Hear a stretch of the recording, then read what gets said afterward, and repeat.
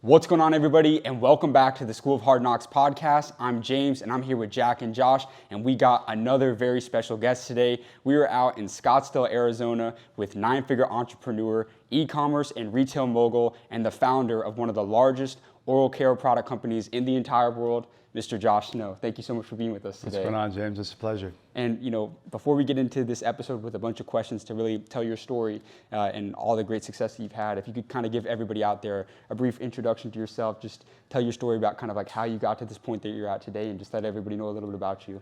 Absolutely. I grew up in West Phoenix, so born and raised in Arizona. Didn't have much money to our name. We very humble beginnings. And I learned how to create websites out of the Phoenix Public Library. Actually, we didn't have a computer at home, and I always had these big ideas, and I didn't know that it would be website design. I just felt like I had to create something. And at 13, 14 years old, I started building my first websites, and then shortly after that, I figured out how to build websites for other people, and then started getting paid to learn. Then I needed to figure out how to drive traffic to those websites, and I didn't have any money, so I learned search engine optimization, how to rank those sites on Google, get more traffic, charge for those services, so getting paid to learn. Very fortunate and blessed to have been able to do that. And that was where I started as a teenager.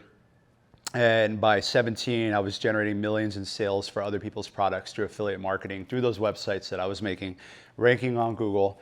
And instead of just doing it for clients, I was still doing it for clients. I would build my own website. So I'd have my own side projects. And those side projects ended up being so successful that I sold my agency. And for the last 10 years, I've been building, scaling, and selling brands in all sorts of spaces. And now I spend a lot of time on the investor side as well. And I'm most known for Snow, which I started while I was undergoing jaw surgery and researching. Obviously the market's big. I was looking for something where all the odds were stacked against me, looking for a real big challenge because I had graduated university. I was building different businesses, first in my family, just a lot of exciting things. But I was looking for a really big challenge. So my whole life I've been an entrepreneur. I don't know anything else, but I didn't know that I was going to do this growing up. I wanted to be a doctor. Wow. So I want to kind of go back to like when you're like 13, 14 years old, getting ready to start those businesses though. Like, was it ingrained in you from a relative or a person, a mentor that you found? Like, how did you know that you were going to start building businesses? Did you just want to seek problems and solutions? Like, really, what was that turning point like for you? I mean, there was always something a little different. Like I would watch my friends, we'd all be playing games and stuff, like on a computer or whatever. And even at the library, and I wanted to, like, it'd be cool if the game did this. Like, how do we edit it to do this? And like, I didn't know exactly. And I think for me, adversity was a huge inspiration. And for me, it was being broke. And being broke was a huge motivator to say, how do I change this? But nobody wanted to hire a 13-year-old. So I'm very, very blessed and thankful to the internet, and really being able to, kind of start to make money at that early of an age while I was in school. And it kind of just made sense. I didn't know it at the time, but anything that I could do to create, have control and over that creativity and outlet for my creation. And then I found out I could get paid doing it. So it just clicked. And I remember sitting in freshman algebra class, and I would write down how many visits the blog is getting, how many clicks we're getting on our ads, on my ads, AdSense. I figured out AdSense, and that was insane to me because I made like 13 cents on the first click, and I was asleep, so like I'm making money in my sleep. And I would sit in algebra, and I'd be like, all right, if I get to 1 million page views per month, that means that I can help my family out. I can buy a car when I turn 15, 16. Like, I was just sitting there figuring that out. And so I think once I got a taste for it, and I said, I'm decently good at it, and I can get better at it, and I'm going to get paid to do this type of stuff. That's where it really, I sat there and said, I want to do whatever this is. And again, I didn't know anything about entrepreneurship. It wasn't like something that was like, I want to be an entrepreneur when I get older. I was like, whatever this is, I want to do this for the rest of my life. Yeah, so you went to Arizona State University. I have to ask, you're in a position when you're younger that like you technically don't have to go to college. The three of us, we have a couple different backgrounds when it comes to college, but we all kind of have the same view. I think, going into entrepreneurship, at least, especially outside of the college age, we don't necessarily look at college as like something that's necessarily necessary. I graduated from college, Josh dropped out of college, and James is currently finishing up at college. So why did you, in a point where you were so successful at a young age, felt that college was a choice that you wanted to go to? And how did you manage that balance between college and business? That's a great question. Well, for me, being a minority, being Hispanic, being first in my family, coming from extremely, extremely humble beginnings, and entrepreneurship in the beginning was a huge risk. It wasn't like this. I felt like I wanted to do this the rest of my life, but I wasn't sure. Like I just wasn't sure all the way there, and there was always this like background voice of have a backup plan was part of it. Then when I found out college, you could study something that you're more interested in. I think if I had still gone down, I'm extremely interested in medicine, but if I would have gone down the medical route, which was my original plan, versus computer information systems where I could build websites and I could do things that I enjoyed and that I felt like would be useful in the future. So I think being first in my family, I was able to score enough scholarships that helped the burden in terms of like the financial side of things. And honestly, with Arizona State, very entrepreneurial at their business school. I was also in the honors college. And then I was able to, scholarships, so that helped the financial area. A major in the business school that I felt like was interesting, that I could, stay focused on long enough and really do that. And one of my mentors, Mr. Mort Fleischer, he talked about the purpose of higher education in a different way, about learning how to learn, becoming a master adaptive learner, which is a keyword coined through Arizona State, but it's like there are different aspects. And yeah, you learn communication. I'm still friends with a lot of my professors and advisors, and they always treated me as an individual and as an adult. And I think it would have been a lot harder if I didn't have that environment, to be honest with you. This is at least my scenario. And I also think that because I was able to time collapse, so I graduated in 24 months, I couldn't do that in high school necessarily. I guess I could have, but knowing that I could control that a little bit more, I took my major map, and starts at 4 years or whatever for the program. I was able to just move things around and drop it down to 3. Then I did 2.5, and then I figured out, and I ended up graduating in 2. So that was important too, because by the time I had turned 20, I had my degree. I was running a multi-million-dollar business. I enjoyed living on campus. It was an extraordinary experience. So in my scenario, I couldn't see it any other way. And ultimately, I'm very grateful for the experience. And I wouldn't change a thing. But I think it's case-by-case scenario for sure. I just think that you got to think longer term. I even thought, as a future father, I want my kids to see that you can do anything. It's not just about doing everything. It's more like you could do anything. And like, this was my path. This is what I was able to do. And I don't expect you to do the same thing or at that level. But if you want to play 3 instruments instead of 1, why not? Or so I wanted to be a testament to my community, to a community of young entrepreneurs, to a community of Hispanic entrepreneurs, especially Hispanic students, and just showcase that, because there is still a very tangible value in American society to getting a university education. It does have a value to it substantially still, and so especially some some professions that you simply cannot do without that type of training and certification. And so I think there's a very real aspect to that gets overlooked a little bit nowadays, because yes, prices have gone up substantially. Democratization of access to information. So you can get a YouTube degree, you can get a podcast degree essentially by listening to a podcast every day. There's so much information accessible to us that it's kind of challenging the historical value of a university degree. I think that it's just going to transform, and I'm still a huge believer in that. And we have a nonprofit called the Fleischer Scholars Program, and we help underserved students during their junior to senior year in high school learn about scholarships and learn about the university, which major or discipline might be interesting to them.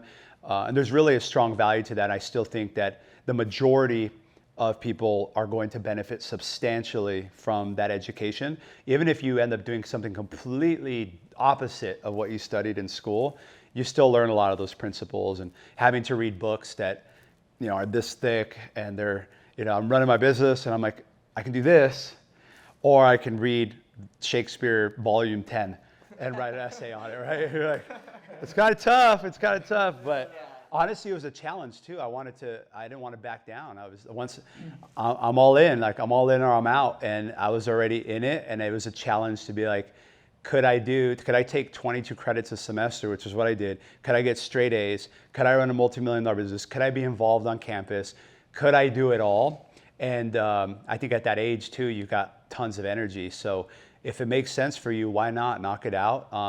And if it doesn't, I think the financial implications are important, debt and things like that. But I still think that there's a ton of value in university education. Absolutely. And I want you to actually bring us back to the early stages of Snow. How did you kind of come up about finding the idea, coming about the product, and what did Snow look like back then compared to what it looks like today? Well, actually, this is where it started. I mean, it didn't look like this, but it was essentially the very same thing, which is close enough. And now we have sold well over 1 million units of this system, this teeth whitening kit.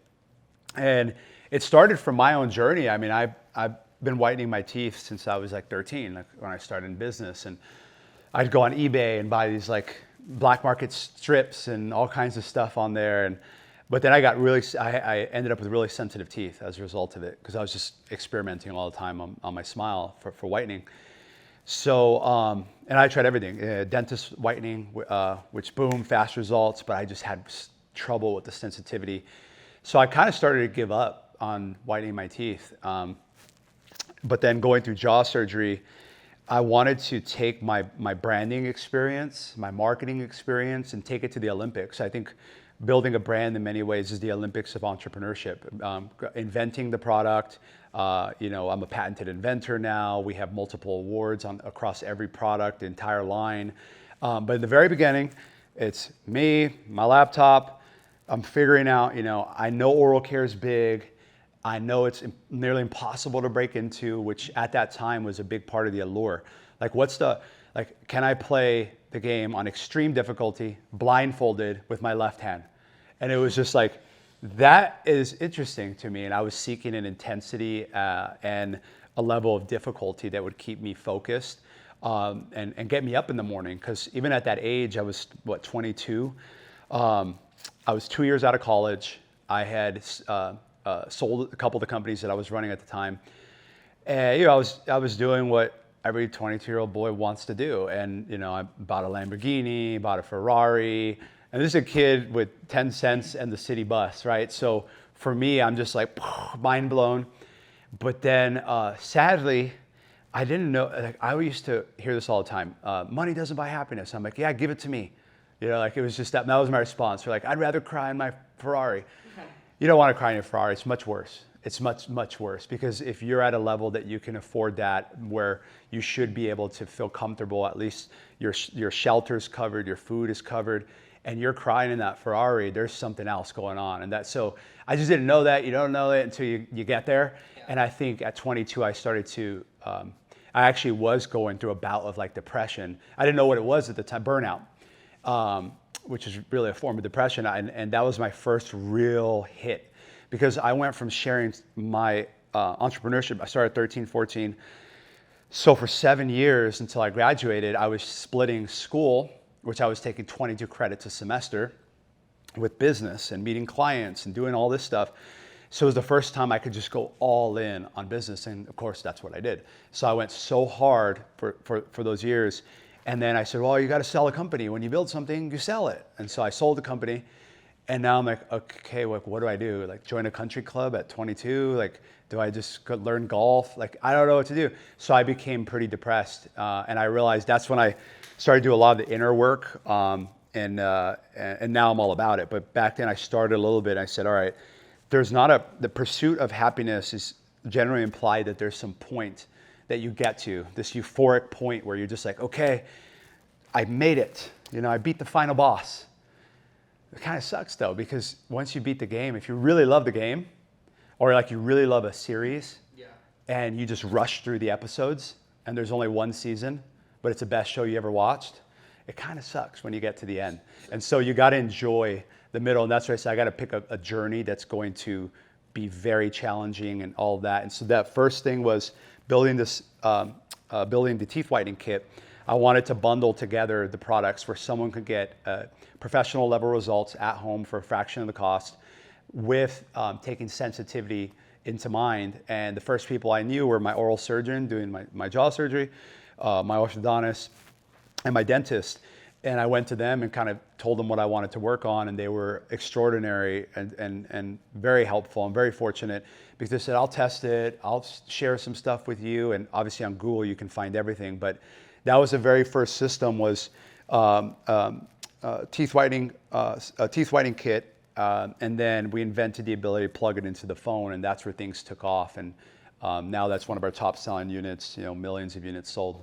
So, you ended up building Snow, though, into a multi-$100-million business. And in our first interview back in March, one of the things I asked you is what's the biggest difference and what takes a business from 7 to 8 and then 9 figures. And 7 figures, you said, you got to find a skill that you're disproportionately better at than everybody else. 8 figures is a team, and 9 figures is multiple sales channels. And Entrepreneur Magazine actually posted this. We got about 500,000 views on it. Could you break that down? Like, really, what is the difference between a 7 and 8 and a 9-figure business, and really those things that you implemented to continue to gradually grow and scale your business? Definitely would love to hear how you applied it to Snow as well. Yeah, for sure. We'll use Snow as an example. So, disproportionate skill set, I had already acquired that through web design. I can build a website, I can run the ads, I can media buy, I can SEO, I can edit photos, I can edit videos. So I self-taught 99% of my stuff at this point. And so I knew that I had disproportionately stronger skill set. I started with nothing. I mean, everywhere starts literally with nothing. So, but I had sharpened it so well that I knew that piece. So the 7-figure, I had a pretty good feeling that Snow would be a 7-figure business. Otherwise, I wasn't going to do it at that point. So it had to be a 7-figure business at least. And then 8 figures team. And so by this point, I had started to build a little bit of a name for myself and started to tap the network and be like, who's better than me at SEO? And then how do I support that person, convince them to join the team, and then do it again and do it again and do it again. And so 8 figures is really around other people. And that was something that I still sharpen today, and I don't think I'll ever totally master it, but it's so important being able to recruit a really, really strong team. It's actually, if you think about, Elon Musk, Jeff Bezos, they have the exact same 24 hours as us. But when you have 50,000 employees times 8 hours shifts a day, you have a lot more leverage than the average human.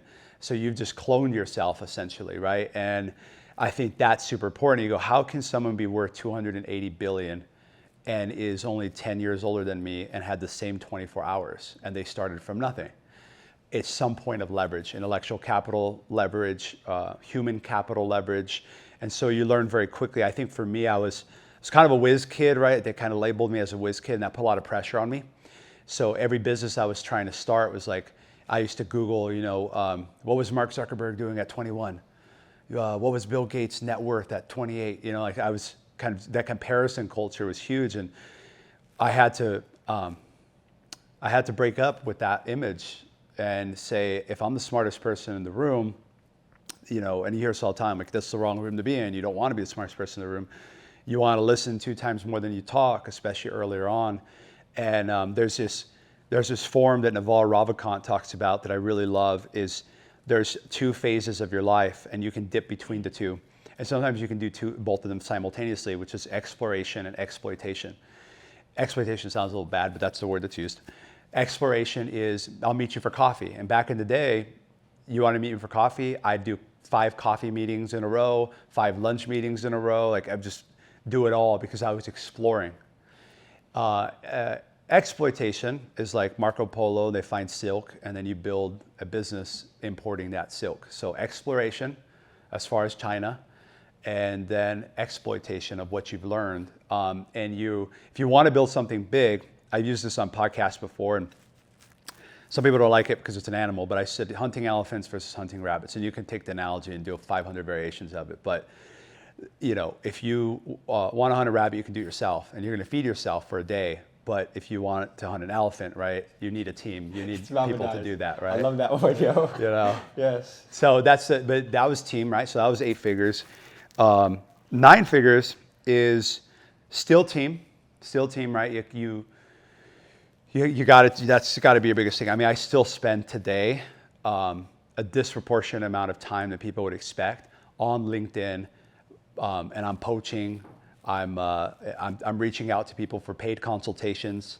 So if we know that TikTok organic is going to be a really big deal for our business, like Snow, which brands are crushing it? So I download a spy tool. I look at brands that are crushing it. I search the brand name on LinkedIn. I click on their employees. I use tools like Rocket Reach, Contact Out, Signal Hire. It gives me their cell phone from their LinkedIn.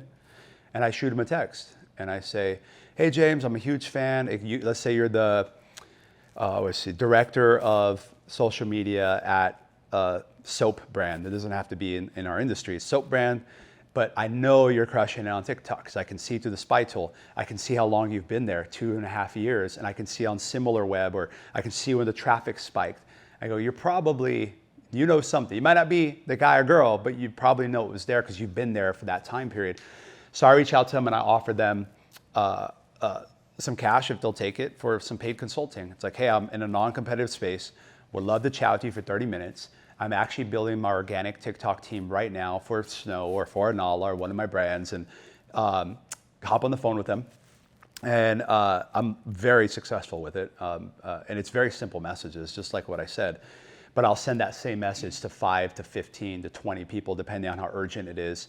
And that strategy helps me on the 8-figure side, which is team, very big focus on team. How do you find these people? That's why communication is so important. I remember watching the very first Steve Jobs presentation of the iPhone, 2007, June, announces the iPhone.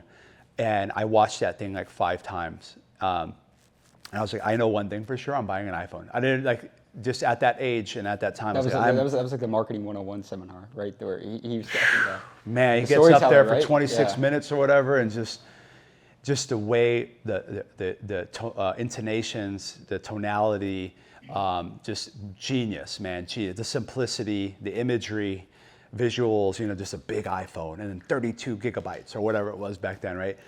And he could have been talking about anything, and I would have bought it. And that was a moment where I said, wow, I've got to learn how to do that. And so you read books like How to Win Friends, Influence People, Charisma on Command. You start to understand, how can I convey my messaging in as effective as a way as possible. And then because my life has been spent in sales, I mean, it's what I do, how do I sell my vision to someone and convince them to leave an otherwise comfortable position? So when I do these calls, a lot of times, I don't mean to necessarily, I'm not looking to hire sometimes. Like most of the times I'm not looking to hire the person I'm talking to. I'm looking to get insight, fast track. Oh, well, we're using this software. We use the 5 others. I go, thank you. You just saved me 12 months and $100,000 of random software costs in 30 minutes, right? Then I'll ask them for referrals at the end of that. I said, do you know anyone that might be interested in this position? Well, why don't you send me the job description? I actually have a girl in mind. I think she'd be perfect, and I don't think she's happy where she's at right now. And I taught her how to do this, and she's crushing it. She's better than me. So now I've got a referral. I've got the insight. Now I've made a relationship. I can go back to this person. If we've exchanged a little cash for her time, she knows that she can trust that, I'm going to pay you for your time. I respect your time. And most of these people have never been reached out to before. The director of social media, maybe by recruiters, but not like, hey, I see what you built and I respect the heck out of it and I will pay you for your time. No one does that, right? Like, maybe the CEO, but everyone else on the team that's actually doing the work doesn't necessarily get recognized that way. And this is one of the number one reasons why people leave an organization. They're underpaid or under-recognized, And so that's 8. 9 is sales channels. Snow now is in CVS, Neiman Marcus, Saks, Nordstrom, Best Buy, Target, etc. from a retail perspective. We're still heavy on, obviously on direct to consumer. We've had over 50 million people shop the website, but that was, the area there is, okay, let's say you figure out retail, or you figure out TikTok, or you figure out YouTube, or SEO, or one of the 50 ways, door to door. You figure out one of those channels and it's working. Some of them, if they're scalable enough, I mean, you can build $1 billion brand on TikTok for sure. But you generally, you're going to start looking for other sources of that traffic and those customers coming in, right? So at that point, we said, okay, let's add Google, let's add being the digital side first, which is what we're really good at. So let's add TikTok, YouTube, Pinterest. So you look at these channels, test budget, you kind of figure that out. And so you start adding these channels. Then it was, well, in my space, in oral care, most of the action happens still. People forget that they ran out of toothpaste when they're buying toilet paper at the store, or they're buying milk, or so it's an in real life situation. And so we wanted to meet the customers where they're at and kind of build a brand that way. And so that's where we started our retail push about 3.5, 4 years ago. And we've been adding some incredible partners, like we just launched in Nordstrom nationwide. And so we continue to add to that retail stack. But then there's wholesale. Then we started selling to dermatologists, spas, dentists. And you kind of figure out, you don't need them all necessarily, but you figure out which ones are worth it. And then you become super competitive. You hire in there, you do my LinkedIn trick. That's when you really kind of, all right, we're moving into TikTok. And so you line up everything to go into that. And I look at it, is it profitable and is it scalable? If it's not profitable, probably not worth doing, right? You got to change that. If it's not scalable, how far can you really go? And some things you might have to do, like PR is relatively scalable. But at the time, I remember when I was even still running some of the media buying for Snow, I could go in and I could edit the budget, and I would say, all right, let's spend 50 grand today and see at a 3 times return on ad spend or whatever. And all right, let's spend 100K. Oh, we broke it. And then go back down. And so some channels have the ability to scale massively. But eventually for a 9-figure business and beyond that, you're going to have, it's about distribution. It comes down to how do you get more distribution, even if you're in a B2B space, how do you get more of that, of what's working? And if you're really lucky, you find 1 or 2 that just really take the pie and you can build long-term there. But if it's digital, usually those things change, right? Like Instagram, at one point, you could go viral on Instagram. Very difficult to do today. TikTok has taken that as bait to get people addicted to the platform, and it works. Because now Instagram's on its monetization path. A social network makes money, or grows in 2 ways, 2 main ways in my opinion. One, adding more users. Everybody has a Facebook account. So you're not gonna add more users necessarily. The second one is you charge more for the rent, right? That's really the only way to do it if you think about attention as a digital real estate currency. Rent referring to as like ad costs and stuff like that. Yeah. Yeah, why not? You're right. You've got, let's say you own in the physical world, you own a plaza, and you can't build more buildings. Let's say you're tied up. Well, let's double the rent and see who moves out. No one's moved out, or if they did, we replaced them. Double it again. So that's what's happening, and now they're looking at WhatsApp ads. They bought Instagram, which is genius. They bought more plazas, right? But at some point, if you can't add more users, you got to make more money per user that's on there. And if you're a free advertising-based platform, the ads have to go up in price. So now you're competing against someone selling a Bugatti and you're selling a toothbrush. They can afford 100 grand to acquire that customer. They're going to figure it out until that point. But there's TikTok and there's YouTube and there's Google and there's all these other channels.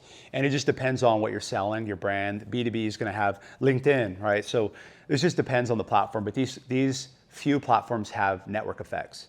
And the people that create network effects are worth usually tens of billions. But and I'm not smart enough to do that. That's not my play. My play is to utilize those network effects to build a $1 billion business. I feel like, when someone's a new entrepreneur, they wear many hats. They're trying to figure out marketing, improve the product. They're wearing a bunch of hats. And now you're at a scale where you're at the 9-figure plus mark. What is your kind of day-to-day, and what is kind of your role now as like the CEO of a company? Very busy, very busy, but I wouldn't have it any other way. I absolutely love what I do. Even on the great days, the hard days are all the same to me at this point. But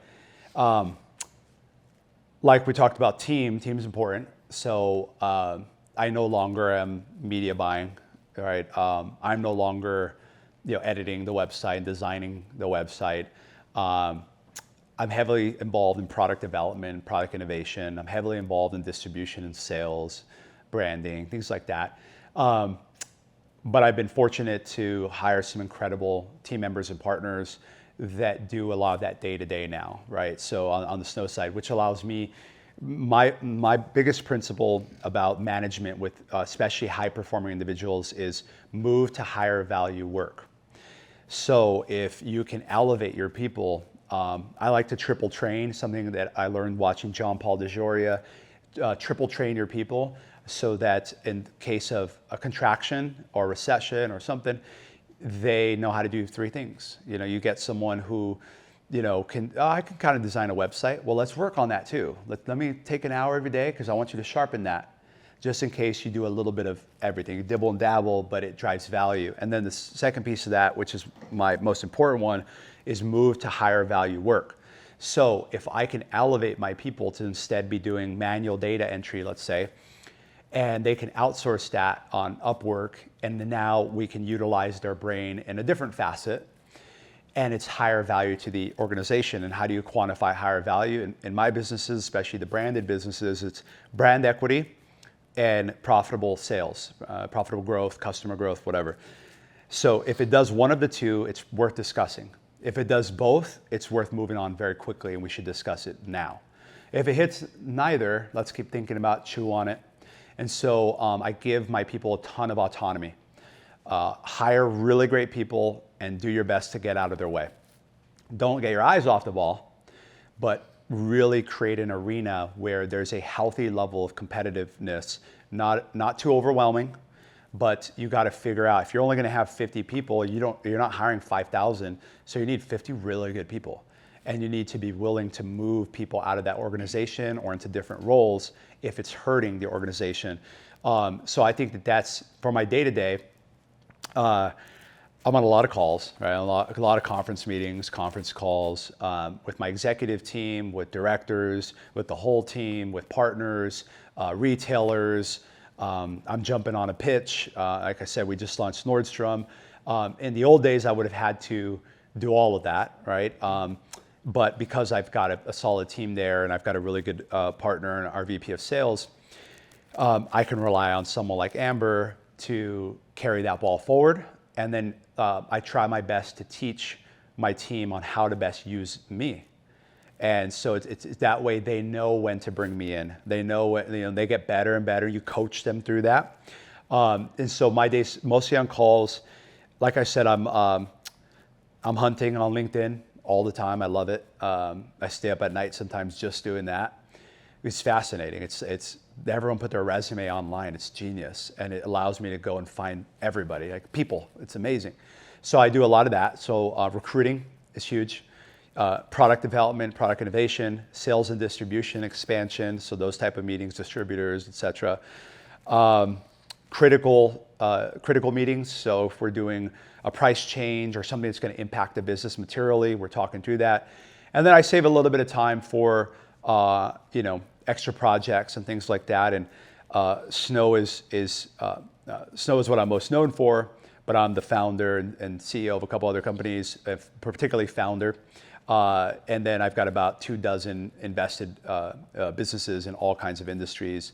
And then we've got our couple e-commerce brands. But Snow still takes up, let's say a 12-hour day. I would say it's probably 6 to 8 hours at least. Sometimes it's the full 12. It just depends on the day.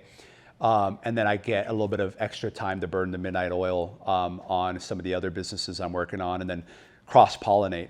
Snow's been successful as a result of me being able to bring in additional resources, and then I do charity work, spend time with my fiance and friends. Balance is important. Try to get active.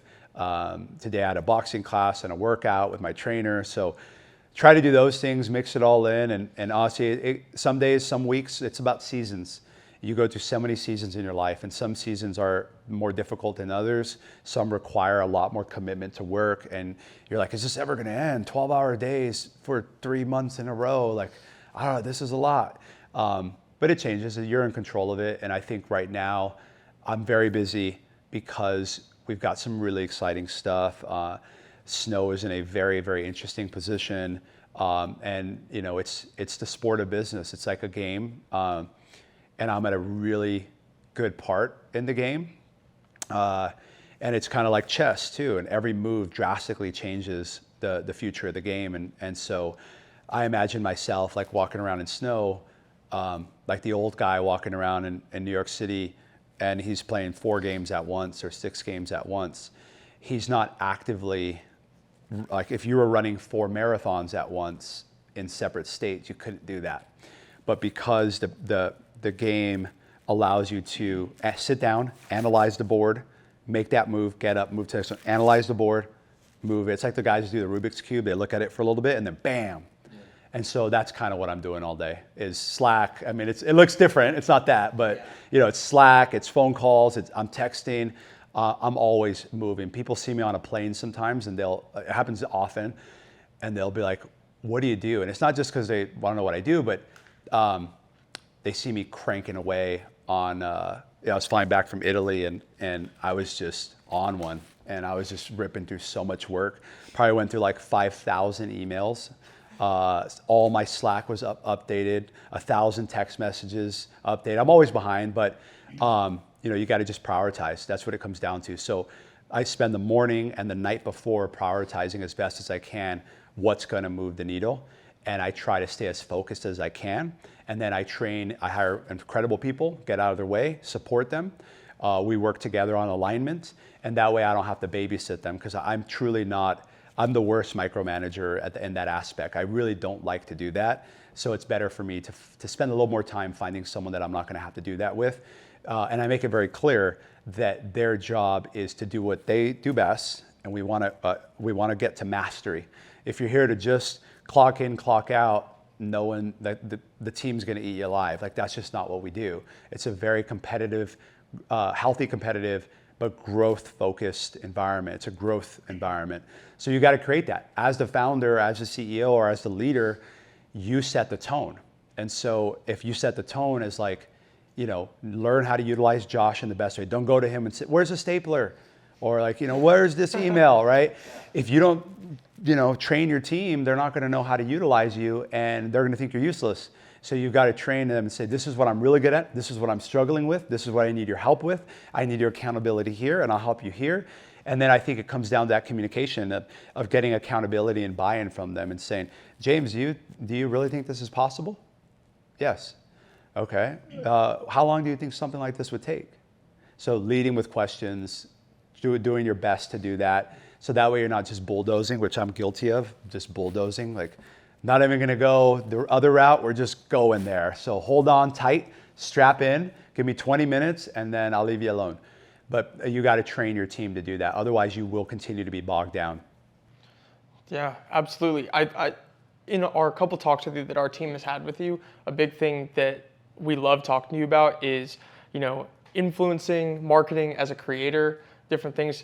I think the creator economy is one of the biggest industries that is happening right now and set forth for the future. I'd love to get your take, especially as someone that is, you know, the CEO on the product side. You probably work with a ton of influencers with your product night and day. I would love to hear from you from your perspective, like where do you see the creator economy going?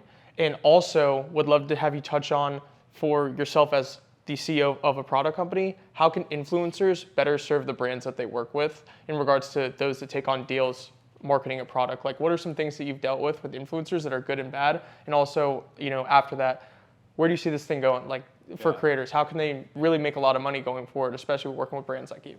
Yeah, no, good questions. What happened is that attention is a currency today. It's a big one. But that was usually centralized. So if you're not Fox, CNN, CNBC, you know, if you don't have centralized attention, those are the guys that they still make the big bucks. But those are the guys that had it. It wasn't, you know, 20 years ago, 30 years ago for sure, but like 20, even 10 years ago, very difficult to think of, kids nowadays, 6, 7-year-olds, you go, what do you want to be when you grow up? They say, I want to be an esports millionaire. You're like, honestly, great idea. Like honestly, yeah, you could, because that was a joke back in the day. Fortnite to make $1 million. Yeah. They had like game testers, right? You could be a game tester, but not Mr. Beast. Like what? Like that's actually, so now like I love hearing that. In the beginning I was like, well, that's new. It's like, that's exciting. And now I hear it so often, I go, you know what? That makes total sense. I want to be a food blogger and I want to have a line of non-stick pans. Yeah, that's actually dope. Like that sounds great. What are you going to cook? Oh, I was thinking of doing Dutch recipes because there's a niche for that. Sounds great. Honestly, like it really, that could work. Like that could work.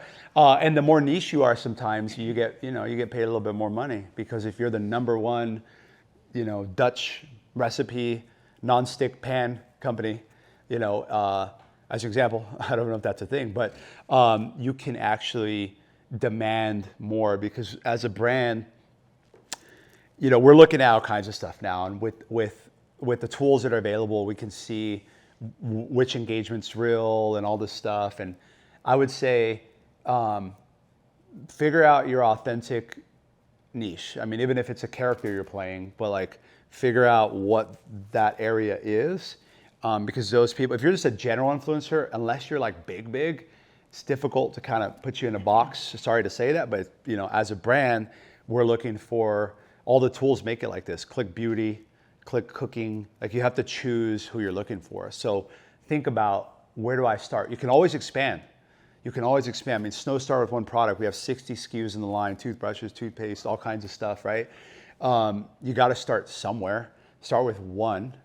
And I didn't launch a second product for like 2 years. And it was a wireless version of the wired system. So it was the same thing, but wireless, versus like 50 products overnight, right? So you can always expand. You don't have to feel like you're totally boxed in. And I think on the creator side, like, we've spent probably at least tens of millions of dollars just on the Snow brand, on influencers, celebrities, all kinds of stuff. What I found now is that we like to do a lot of micro, nano influencer stuff. It's very authentic. You get more of the community involved. Brands like Fashion Nova, Bang Energy, they go very wide with their influencer reach. And if you have a product like an energy drink or clothes or toothpaste, you can go pretty wide. So it depends on your business, but I think on a creator side, follow through is a big deal, man. Follow through is a big deal, and it's interesting because now anybody, right? Anybody can honestly make at least a side income, a few $100 a month if you stay consistent, you create content, and the platforms, remember, you work for them, and so. Not directly, but they, like I said, they make tens of billions because they figured out how to do none of the work. And they said, what if we had 1 billion people and we just gave them likes and juice the algorithm a little bit, get them hooked? It's one of the deadly sins. We can't help ourselves, vanity. And so let's as soon as James posts his first video on TikTok, juice it. So they juice it, just like when I go to a coffee shop, Dutch Bros. They gave me this card. You get 10 coffee. You buy 10 coffees, you get one free. They always give me 4 on the first coffee. And you're like, that's awesome, thank you. And stats show, I looked it up after that, and it shows like it's 50% or whatever, some crazy amount higher that you're going to complete that. Now has a value attached to it. So when you join TikTok and you go, I got 400,000 or 4,000 likes on Instagram, I barely get 400. You said, now I'm going to produce more for this. So they exchange engagement and what it feels like to be engaged with online to not pay you for the content, essentially, right? So you got to understand that. And so it's important to be consistent, follow through. I mean, if we get at this point, any influencer doesn't follow through, they're out. I mean, it's not good. And word gets out after a while. There's so many people that, it's hard to police everyone, but we certainly won't work with you again if you don't follow through. And I think that's been our biggest issue is communication, because they become business people overnight, right? Like you have a video go viral, then you got some brand deals come into your inbox, and then you're like asking your brother or sister, be my manager, and like respond to this email on Gmail. And back in the days, 2014, 2015, it was Wild West on Instagram still, and even the celebrities were managing their own Instagram. It wasn't on the menu. It was like, you got to talk to them directly. I don't know if they're going to do that. But that was when Instagram was, their algorithm was on fire, and now it's TikTok and YouTube Shorts and other stuff. And Instagram's still crushing it, but that's how it works. And so I think from a creator perspective, I think it's beautiful. It's decentralized and democratized the value of the currency, which is attention, and you can be an attention dealer. And what type of attention do you have? What type of ice cream do you have, right? And you go, I have men who hunt but not fish, and they love eating cheeseburgers. Like you could really, and you're like, oh, that's actually, you got a lot of people there you can sell ads to, right? So it's beautiful, because instead of just going to one big TV network and just running an ad on the TV and hoping that enough people see it, like if you sold something to just older women, like it's very difficult to reach the audience, or men who are unemployed for more than 6 months. Like how would you really target those people, right? So I think creators, it's only going to go up from here. It's only going to get more advanced, and more people will be generating side incomes from it. I think it's beautiful. I think there's some toxic aspects to it. We can talk about that for hours, but I don't know enough about it to even go there. But I just know that there is an exchange of that. But I think it's going to be, it's just going to keep growing. I mean, 5 billion, 10 billion, 20 billion, it's just going to keep growing. I just had a quick follow-up before, like, when you said follow through for like creators. Yeah. Do you mean just like getting back the emails, like following through on like a good post? Man, when there's some good ones, man, where and these are people with like 10,000 followers. It's not like they're, and they are so good. And some people with millions of followers say, hey, I got the package today, love the packaging, can't wait to make the video. Here's some examples. You don't have to necessarily over communicate, but like just like normal communication. Thank you, I received the package, I'll be getting to it, and then actually do it. Because what happens is that the package sits there and like, oh, I got to do this brand deal, and like, oh, I want to do something else. I want something else, whatever. And you lose track of it. And then now I'm sitting there as the brand owner for 7 days, and I'm like, dude, like what's going on? You know what? Cancel the contract. We're not working with you anymore. So just knock it out. It takes 5 minutes or however long it takes. Do it. You've already committed to it. And I think that's just a principle. I mean, that's just, you got to live with that and know that you told someone you were going to do something and you didn't do it because you were lazy or wanted to watch TV or had something else going on. Knock out the video, respond to the emails, give feedback if you're able to. You don't have to go crazy. Spend 2 minutes. Got the package, can't wait to film tomorrow. That'd be huge. And our influencer team watches all of that stuff. We track every single response. We grade the influencers on how well did we work with them, in addition to how did their content perform. But if we work with some people we work with for years, because they're just always on it. I can rely on them to create different angles on ads tomorrow. They'll do it tomorrow morning on a weekend. It doesn't matter, because I know I can trust them, and those are the people I'm going to give the budgets to. Those are the people I'm going to focus on. And those are the people that get recruited by some of the early snow influencers and stuff like that. I go on websites all the time. I was just on Lululemon, and I saw one of our early influencers on there on the front page of Lululemon. They end up getting picked up. Now, it's not because of snow necessarily. It's just because they see the consistency. And then because they're great people and they respond. So like the cream will rise to the top. And so if you can at least teach yourself, make yourself accountable, it goes such a long way, because people are very, unfortunately, unprofessional in that aspect. And a brand like Snow just isn't going to deal with that. Most brands are not even going to touch you at that point. Yeah, so I actually kind of want to talk to James and Jack about this one. Where one of my biggest, so from a creator's point of view, right? I'd say one of my biggest gripes of being the creator and working with brands is I feel like we both, if we have the end goal of we want to make the best video possible. And I feel like for a lot of brands, I feel like the most successful brand deals that we do are when they give us creative freedom. Like, so obviously they give us the end result, but they give us the creative freedom to actually make the best video possible for them. And whereas you work with some brands and they will be very policing, like, oh, like, no, like we got to have it this way. And I think there's certain frameworks that you should like obviously follow, like within the brand guidelines and everything. But I feel like as a creator, you know what's going to work best for your particular audience. And sometimes brands will try to put their own intentions, and it collides. What would you guys kind of say about that? Which, I mean, it's just a battle of just kind of just like, hey, you're the creator, this is how you make the content, that sort of thing. But then the brand also wants to be, you guys have values, you know, like the owners of the brand, they have certain values and things that they want to portray and perception of the brand. They don't necessarily want their product being put in a certain light. They want those sorts of things. So I don't know. It's kind of a weird dynamic when it comes to that sort of thing. I guess like us looking at it from a creator perspective, we always want to just be able to try to make the best video possible and get the product as many eyeballs as possible. Well, keep in mind, I think yes and yes. So, you know, why would you hire an interior designer and be like, and if they have a style and that's why you hired them for that style, and then you go, yeah, actually, no, just do gray and brown.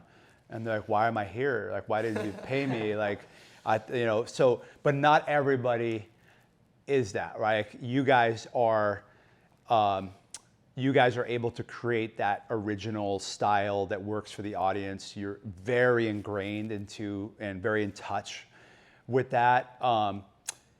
Most brands, the brand guidelines, like we have brand guidelines, of course. If we're doing an actual campaign where we want to have 100 of our influencers talk about our new LED toothbrush, or the fact that we launch in Nordstrom, we're doing a campaign and you have to mention Nordstrom, you know, that makes sense, like a flight of a campaign. Only like, I would say 1% of brands actually are validated in the rigidness of their guidelines. Because if you're really, really, really good at this, you really do know, and then you look at the audience and you're able to translate. No one really does that, right? So, you know, I could sit here and do that. We could sit here and talk about it, like, yes, but most brands aren't doing that. Most teams aren't doing that. Every brand has an ego. Everyone has something to say, and there's this fear of the unknown. What if they create a video that, you know, it gets 100 million views, but they were wearing a blue shirt instead of a yellow one. Remember, we love yellow? And you're like, that doesn't make any sense. You're telling me you're going to be mad because it went viral and it has so most brands, I would say, are invalidated in that approach. It's simply a power struggle, and it's a clash of I know better than you, and it's a little bit of elitism as well, of like, don't you dare, you follow these guidelines, unless they have like a fully scaled out program where they have to have, you know, McDonald's has to have a way to make the burger. You know, like, you can't, you do it how you want to do it today. Like, that's not going to work, right? That's not going to work. So there is a balance, right? Yeah, 100%. You know, they're not looking for innovation necessarily. Innovation comes from the top in an organization like that. So not everybody's like that, but I would say, why would you, man, some of our most successful campaigns with 100 million views, you never would have thought that it would work. Like, if internally, it wouldn't have gotten approved. Like, you never would have thought that would be the thing that worked. And I think that you miss out, to your point, on the magic of the creator and someone that's put a lot of work in creating this audience organically, like you guys have. You have to know what works, because that is your business. Like, that's what you do.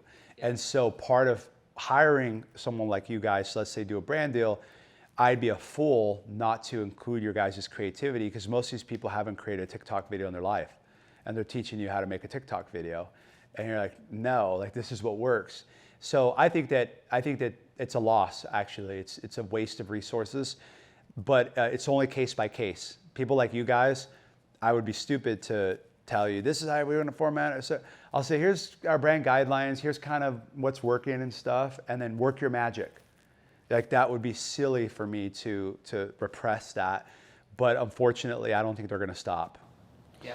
And I wanted to kind of ask you, I had a question that I'd been meaning to ask you for a bit, but you originally in the entrepreneurship journey, you started out, you were kind of like in the agency, service-based space, Yes. but you transitioned into e-commerce. But you've been in the game a lot longer than most people, and that's probably earlier than 99% of people who are in it right now.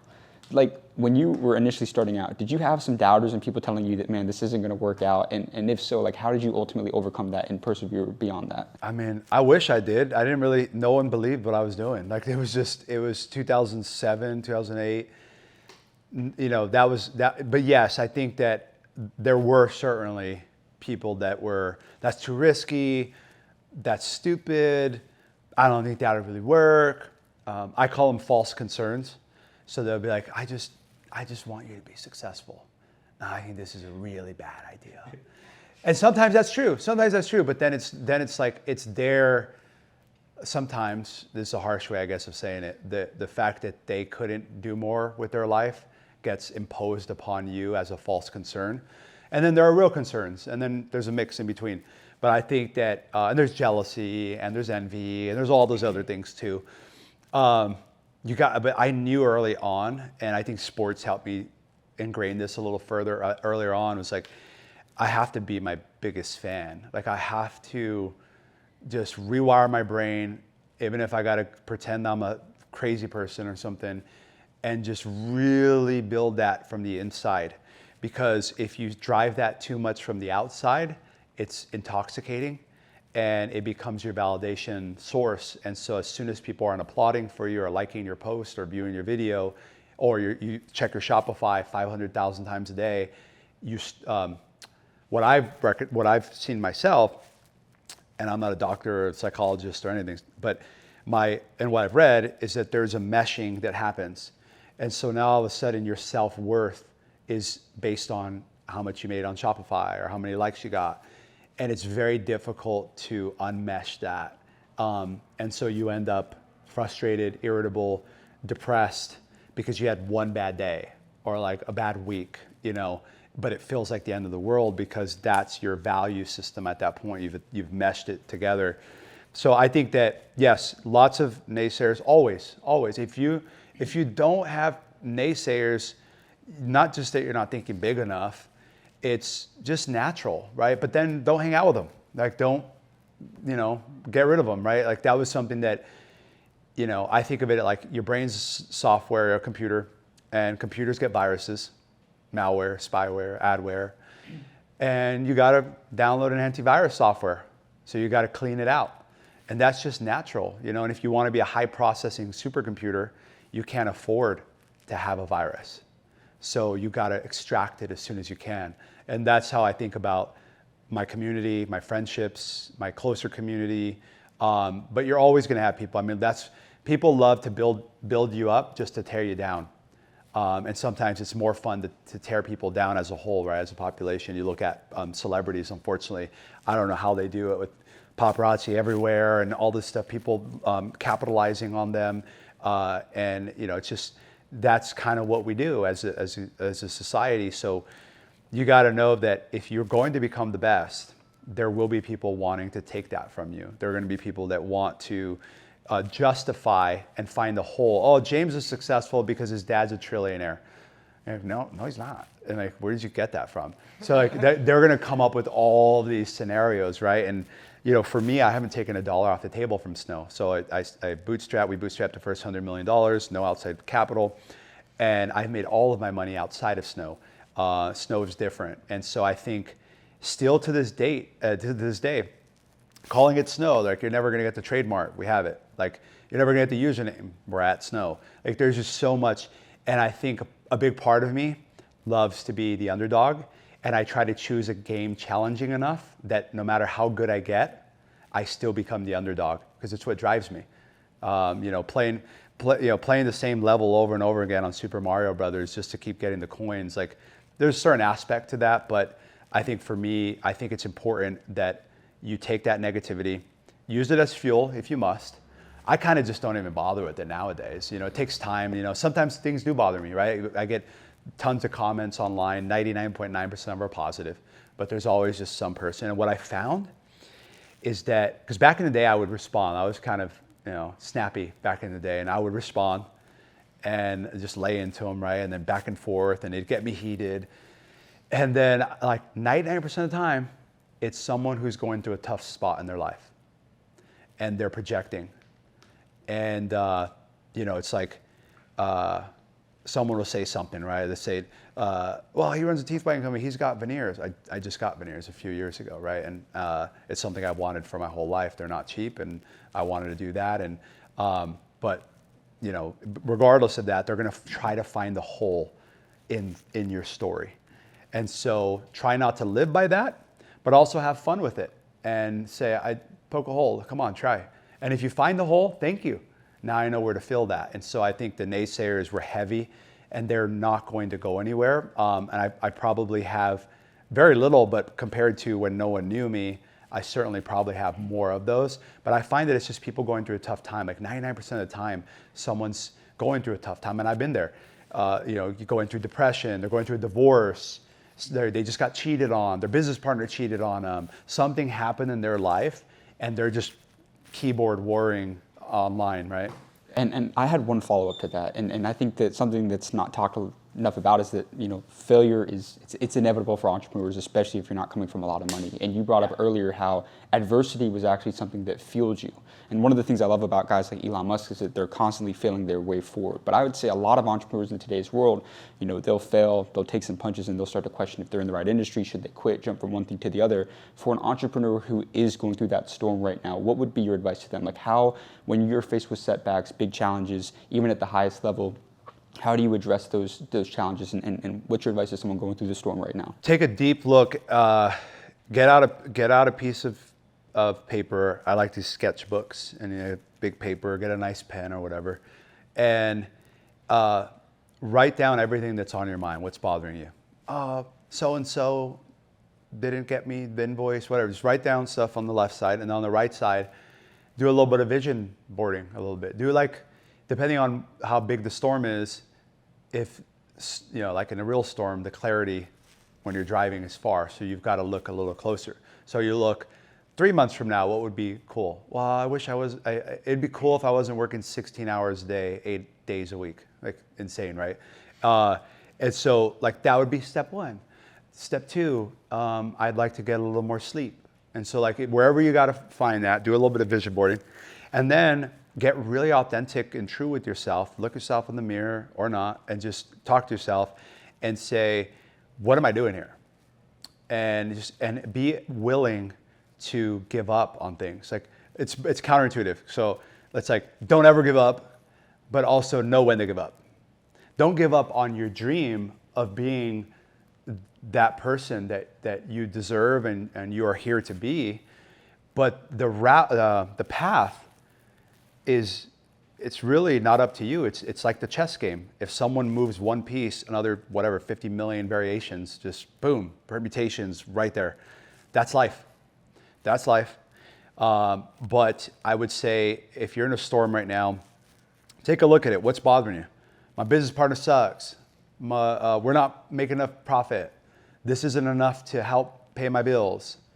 Okay, now we know that. Write it all down. What would it look like in 6 months if things change? Well, then, I would get rid of my business partner. I would add one more product, kind of write those things down. And then get really true to yourself and say, maybe I need to sell this business. Maybe it's reached its shelf life. Maybe I'm not just looking at shiny objects and grass is greener. I really believe that I can do something else. If it's paying your bills, then you're going to have to moonlight, and you're going to have to do both until you have the risk enough, to jump over. But that's kind of contrary, because most people will say, don't give up, etc. And I say that too. Don't give up on yourself. Don't give up on your journey. Don't give up on what is in front of you. No. But be willing to go a different route. And sometimes I meet young entrepreneurs and they go, this is going to be my $1 billion company. It could be. But I've had 25 companies before I even started this one 8 years ago. So it's and now I've got another 25. It doesn't matter. Ultimately it doesn't matter. So I would say, have that conversation, be willing to pivot, be willing to sell the business, be willing to move things around. Ultimately, you got to take care of yourself because you're racing a marathon. And if you're not taking care of yourself, you're going to fall to the floor in exhaustion. So be willing to have that tough conversation with yourself, your wife, your husband, your friend, your cousin, and say, hey, you know what? I'm just throwing this out there. I'm not giving up just yet, but what if I sold this thing, took 20 grand off the table, used 5 of that to start something that I really know is going to have longer legs. I'm going to be able to get that passion back. Otherwise, so once you have that conversation, you go, I can't do that. Well, then you've got to do what I do in some of these businesses. When you make $0, take $0 off the table in a brand like Snow, you have to fall in love with your business like every few weeks. And you have to find something, a challenge, in my case, like finding a new challenge, a new Rubik's Cube to unlock. That's exciting to me, right? So retail, wow, I've never done that before. What if we were in Nordstrom, Neiman Marcus, and Saks, which we are today? That'd be interesting as an oral care brand. So that challenge woke me up in the morning. Just like when I was a kid and I got a new video game, I'd wake up at 5 a.m. to play it. It's all I could think about, dream about, and get up. Not every day is gonna be like that, because most things in business kind of suck in terms of what you have to go through. It's not easy at all. But you gotta fall in love with the hard work. Decide if you're gonna sell this thing, stop doing it potentially if you can't sell it. Say, what if I just stop doing it? Because I only got 24 hours in a day, opportunity cost, maybe I could do something else, or maybe make a plan. Like with me on the agency side, I didn't know that I was gonna go into brand building and now investing in all these different areas, real estate and all. I didn't know that, but I could see that there was potentially a shelf life on, I wanted to take that to the next level. And so I started prepping, and it wasn't overnight, but I knew that I was not enjoying what I was doing as much as I was enjoying my moonlight time. And I could see my team members weren't enjoying it as much either. They wanted to work on the side projects that we were building. I said, okay, well, we've got 6 months, 12 months, however long it takes. We've got to replace the net profit we're making per month from the agency. We've got to, not replace, but we've got to mirror that, or at least show the growth. Then I could sell this thing, and then we can move on over to this side of things. So sometimes you have to do that. But if you have a plan, it's a lot better. If you know, okay, 6 months from now, I know I'm going to get to that place. Clarity then comes through progress. And so then you got to get to work and just get one thing done, then the next thing done.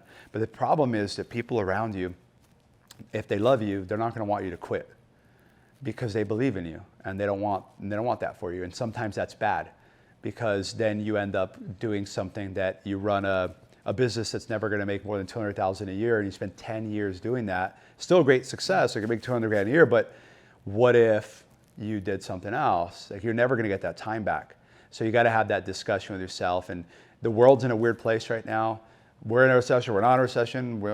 I can tell you things are really expensive now, and it's kind of crazy. And people have this angst inside of them. And so I think it's a beautiful time. It's the creative destruction. It's a transformative time. And that's not to play light. I mean, I grew up in those situations, so I know how difficult it is to worry about what am I going to eat next? Where am I going to live next? Not downplaying that at all, but just kind of tell yourself. I wish I could go back and tell myself that everything is going to be okay. Everything that I want and I'm looking for, I'm going to get, and just kind of focus.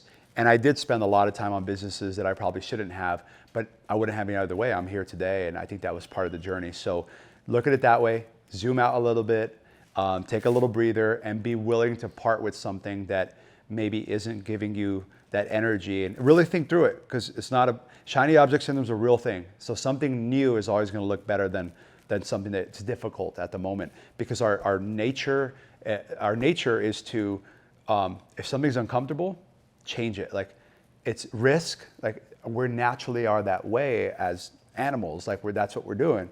So what happens is that we start to, and the smarter you are, the more you can visualize your failure just as much as your success.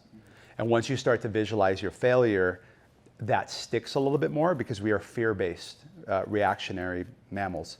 So like, we're gonna stick to the fear more than we are to the success.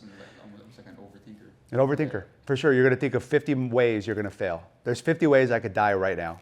Like, we can sit here and talk to them, but what use is that? You know, give yourself a little bit of a pity party, and then say, all right, 20 minutes, I'm gonna cry, and I'm gonna be mad and sad, and then 20 minutes, I'm going to be happy and start writing stuff down and start to move that. Because if you're in a state of depression or a state of stagnancy and you're burnt out because things haven't changed, and just know that even recessions only last 1 to 4 years. And most of them are 1 to 2. So it's a season. And this is the season that you're in, and decide, is this the championship you want to win, or is just this Michael Jordan playing golf? So you got to figure out what aspect of that is there to you. And I can tell you it takes the same amount of time to build a $100 million business than it does to build a $1 million business or a $10 million business, let's say. It can, right? At 5 years, let's say, and someone at 5 years will hit the 1 million mark and someone could hit 100 million. Timing has a lot to do with things. So if you have a business that's outdated and it's going down, figure out a way to sell it.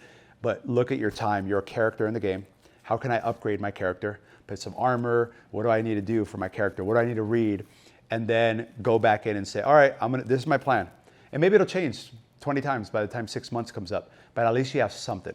Yeah, I actually want to talk about something you just mentioned right there, is that it can take the same amount of time to build, and let's just say 5 years, to go from 0 to 10 that it would to go 0 to 100 million. Sure. What do you think is the biggest difference between those two businesses? Is it just the amount of problems that it's being solved, or what would you say is the biggest difference there? I'll preface this, but there's a lot of luck, and luck equals preparedness. Preparedness meets opportunity. So and then there's just dumb luck sometimes. But usually it's preparedness meets opportunity. So the person who's prepared recognized the opportunities, therefore they deserved it. Finders keepers. They're the first to move on it. My buddy Howie, for example, is one of the first to move on e-cigs, and built a $1 billion exit. Very successful, nice guy, love him to death, and first to move, right? And that guy creates his own luck, and so he stays prepared. And he's constantly filtering opportunities. And when he's all in and just goes after it, right? So I think that timing has a lot to do with that as well. If you were raising money for AI a year ago and you had something that actually was dope, you could raise $1 billion, right? It's who you know, and it's all those things, right? I think it's also, so timing, and then total addressable market. I mean, you don't have to have that many customers to build a $100 million business, if it's B2B even, for example. But there's a company yesterday at our awards ceremony. They do roofing supplies, and they have 4,000 roofers and roofing companies they sell supplies to. They went from 8 million to 550 million in 10 years. Wow. And it's like, who would have thought, so it's all over the place. Every business can be a $100 million business. I mean, essentially, right? If the addressable market's large enough or it's growing to be large enough. So I think the product or service you choose is important as well. So if you're doing like book write, I'm going to do a book writing service for vets who are 71 years old only, that live in Alabama once, but now live in Arizona. And I'm not taking any other client. And you're like, well, okay, go for it, right? Start there. You can always expand. Fine. But if you're choosing something that's got a large enough addressable market, and I think addressable market is not just the size of the market, it's addressable, which means that you have a service that is that much better. You have to be substantially better usually than, even if you have a cleaning service, you've got to be substantially better, however that looks, service-wise, communication, whatever. Or you have to have some innovation that drives price down, right? So you've invented a way to make things cost 10 times less, and now you're offering that to a large market. So when we look at those success stories across the board, right, from AI to vital proteins, collagen, great timing, Kurt's phenomenal, genius. But they pivoted early on. So I think you have to create your own luck by spotting the opportunities, creating those opportunities. Think 2 years out of who you want to be and start acting that way now. So you go, all right, 2 years from now, how does Josh walk 2 years from now? How do I talk? How do I sit? What do I do? Am I wearing a hat? Am I not? You figure all those things out and you go, I'm just going to start doing it tomorrow. And I'm going to tell people that's what I do. And so you kind of have to manifest to a certain degree because people will help you then. But I think the big differentiator is timing, addressable market, and then is the product or service, GoPro. nuts, right? Like when that happened, there's nothing like it. It's crazy. The drone companies, everybody bought a drone at some point, but the general population, the early adopter crowd is kind of waned out, and you don't see so many people walking around with, or anyone walking around with an Oculus Rift on their head. So it's like, there's a balance, right? I bought the Google Glass for $2,000 when it first came out, and the thing gave me headaches. It almost exploded on my head. It was so hot in my temples. And I put it back on eBay. Like I sold it, because it was just, and that was a long time ago, but you kind of have to figure that out, right? So it's like, there are these trends, but you don't want to mistake, I learned this from Jason at 37 Signals from Basecamp, to identify the signals from the noise. And so that takes time, that takes wisdom, which comes from experience, yours and other people's. And so one of the best ways to learn from other people's is to listen to content like this, reading books and consuming that rich content so that you don't have to touch the hot stove too many times. And you just kind of know where that is. Then you can create your own luck better and better.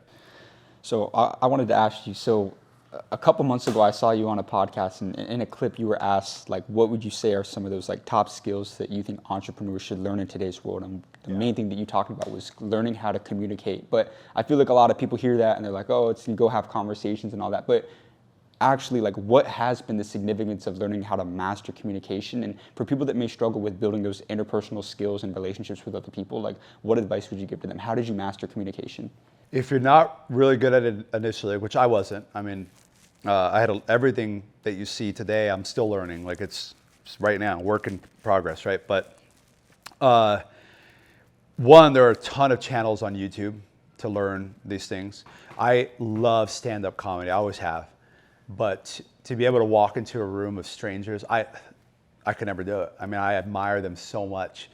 To be able to make a crowd of strangers laugh and ride that wave and control that room and just, it's incredible. It's incredible. And I'm talking about, like when I was in Nashville, I just popped into a place and they had stand-up comedy, and it's beautiful, improv, right? And so even if that's like, and I get it, like you don't have to be the best at it, but then you have to find someone who's a little bit better than you at it, and you partner with them, or you pay them for some coaching, or you read their book, or, and you study it and find your own flavor, because there's tons of ways to communicate. I mean, you guys are mastering the communication of distilling business content in a edutainment, fun, viral way, right? That's communication. It's translation, and it's communication, it's distillation, it's a little bit more than that, but at least if you can convey yourself in a way that's effective enough for you to perhaps find some of those people, mentors, partners, employees that are a little bit more gifted from the front at it, and gifted in the sense that maybe they worked on a little bit more, maybe they enjoy it a little bit more. And if that's not your sauce, that's okay ultimately, but just, you should still get better, because things don't get easier, but you can get better, and they look easier and feel easier. And one of my mentors told me one day, if you stay focused and you keep improving yourself, and you stay vulnerable and you ask those questions, and you're gonna get better and better. You're definitely gonna get better. Like, you're not gonna get worse. So you're definitely gonna get better. But I'm not great at everything. I'm great at a few things that I'm disproportionately, comparatively in my markets, better than who's out there. That's enough for me to then team up with other people, and we admire simultaneously each other's skill sets, and be like, dude, you're so good at writing. Like I'm like 50% at your level, and you're just growing every week. But now I don't have to focus on that as much. I can support you, but now I can focus on programming. And then you're like, you're so good at programming. Like, you're so fast. How'd you figure that out? And then you build a team. Right? You build a clubhouse, and you say, you're going to do this. I'm going to do this. I'm going to do this. But you got to kind of dabble and see if you're good at things. You don't know until you really give it a shot. But if that's not your sauce, that's okay. At least get better. Read Charisma on Command, Dale Carnegie. Just kind of practice it and figure out your own flavor. If you try to do my flavor, it's not going to work. If I try to do someone else's flavor, it's not going to work. You got to kind of find your own flavor that makes sense to you. But it's the most important skill set in the world, but it just looks a lot of different ways. So most of the communication is nonverbal. So maybe you get better at your posture, and maybe you ask questions better. You're like, I don't want to talk. I don't want to talk for more than 10% of the conversation. Well, then you better ask some really good questions. And they're going to leave and go, I really like that guy. And you're like, I literally talked for 3 minutes out of 3 hours. And that's another way to do it, right? There's also digital communication. So emails, getting better at writing emails, following up, that's part of communication. Remembering people's birthdays, remembering their kids' names, remembering their wife or husband's name, their partner's names. Those are all very strategic, but they're also just nice things. You become a person that's nice to be around. And I want people to leave a conversation with me, and I really care, and I want them to know that I care. So even if you don't say a peep, just you ask one question or something, you can get really good at that one question. Get really good at remembering stuff. So there's a lot of skill sets inside there. I just think it's too valuable not to master at some point in your life. And that may look different for everybody. It'll look different than me. It'll look different than you. You might be really good at writing thank you cards, and you send thank you cards to everybody you meet with. And they go, oh, wow, like they're not even going to care that you were quiet at dinner. Most people aren't thinking about it, they're thinking of themselves. And so if you can show them that you're able to kind of step outside of that and do that. And I'm spending time on this because I get comments about this stuff. They go, well, Josh he's great at talking, and he's just like, I learned how to do this. Like I read How to Present Like Steve Jobs. I read the book. I watched the stuff. It's like playing tape. I go to stand-up comedy. I watch it online. I watch it on Netflix. It's watched one last night, the Matt Rife one. So I'm just like, that's something I put effort into and I enjoy. But I also know, remember, everyone has the same 24 hours. You think Elon Musk is programming all day? No. What is he doing? Talking. He's selling himself every day. He's asking questions. He's listening and he's talking. Communication. So the richest skill ever is communication. Convincing other people to do the work, convincing people to go on a journey with you, motivating them, coaching them, right? Ultimately, right? So that's it. If you go to a sporting event, you got the coaches screaming, and the players playing, and then the owner's in the owner's box. Or if he's really involved, like Mark Cuban, he's down on the floor screaming with the coaches. But it's just different. And then the guy that owns the arena is at his ranch or something, right? So like there's levels to it, and you kind of figure that out. But communication is by far the most profitable skill you can learn, however that looks to you. One question that we always love to ask the guests that we talk to is, at the end of the day, when it's all said and done, everything that you've built so far and everywhere where you're headed right now, how do you want to be remembered? A man of his word. A man of his word, I think, ultimately is important.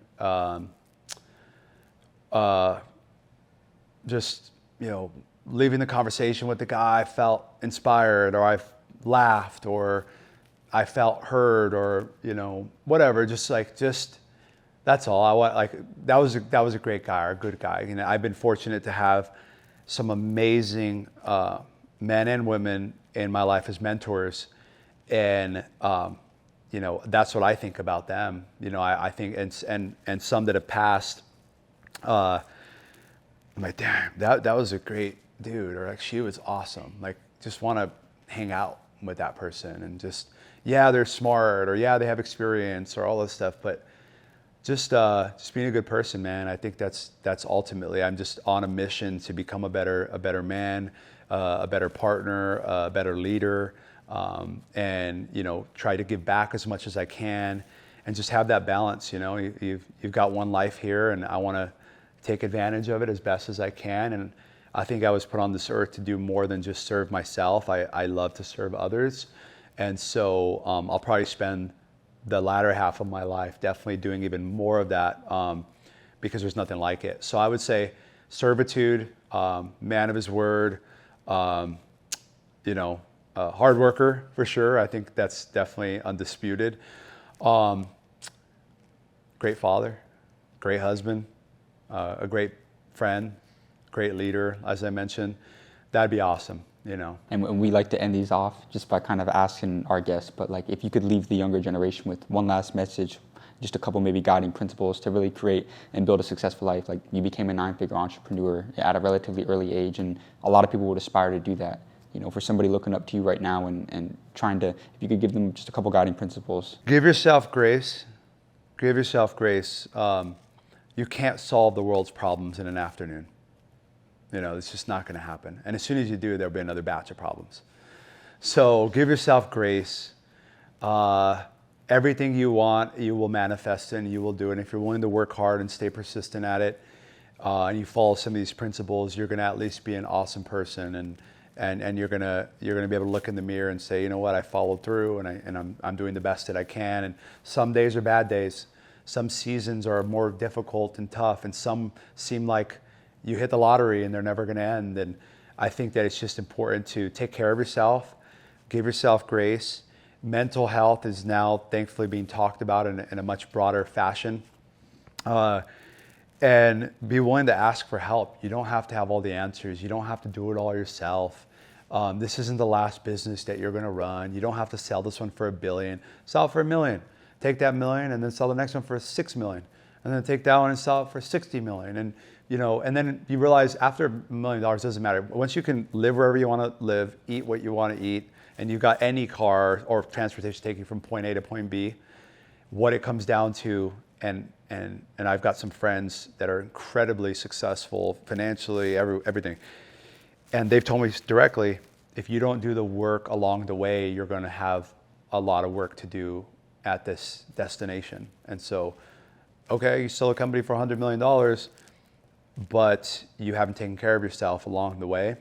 The body keeps score, and you're going to have to pay for that. So I would say, take care of your mental health. Build a supportive community, even if it's just digital. Like you're like, I don't have anyone right now. Okay, create your own, mastermind essentially with YouTube. These are the channels I'm subscribing to. These are the pages I'm following. Do a detox. What am I watching? Which podcasts am I listening to? Is this adding value to my life? Now, don't get me wrong. I like to have fun. So, listen to a murder mystery podcast, for an hour, and then mix it up. It doesn't have to all be serious stuff, but take care of your mental health, because your brain is a supercomputer. It's the most fascinating thing in the world.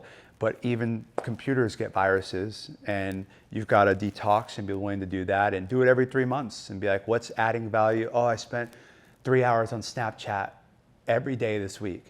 That's probably not good. No wonder why I feel depressed and down about my progress, is because I'm allowing myself to be drowned in the intoxication of consumerism and these things. They're successful for a reason. They're addictive hooks. And so you want to be a producer more than a consumer. And if you can focus in production, what does that mean? Write a blog post. I don't know. Make a video. Produce things that other people consume. And if you can keep working on that, that's all I would say. Younger, just and give yourself grace. It takes, I've been doing this for about 17 years now straight. And it feels like a second, and it feels like 400 years at the same time. And so, and I feel like I'm just getting started, and I hope, God willing, I've got a long life, another 50, 60 years ahead of me. I don't know what to do with myself at this point, right? So everything's going to come to you. Give yourself grace, ask for help, and surround yourself with a community, which includes the content that you consume. Great advice. And that's a beautiful episode. But that's a wrap on today's podcast. Josh, thank you so much for joining us today. For everybody watching, be sure to leave a like and subscribe for amazing content on the way. And for those tuned in right now, Josh, where can everybody find you at? I'm at Josh Snow pretty much everywhere. Instagram is where I'm usually most active. So Josh Snow, and honestly, that's the easiest. I don't want to give too many. Once you search that, everything else will come up. And for everybody with crusty smiles out there, you know how to get right here. Come on now, everybody's tapping with Josh Snow. Come on now, you guys, let's go. Thank you. Thank you. Awesome. Yeah, thank you. Awesome, Appreciate it.